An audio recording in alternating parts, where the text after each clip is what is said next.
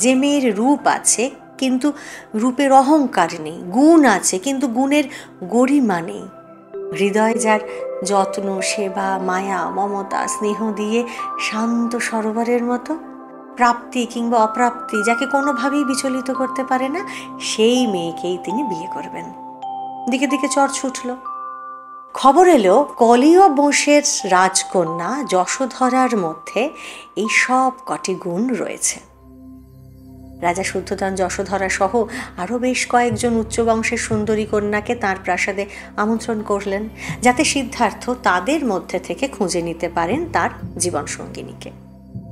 কন্যাদের সেই মণ্ডলীর মধ্যে যশোধরার গলাতেই কিন্তু সিদ্ধার্থ পরিয়ে দিলেন তার নিজের গলার রত্নহার।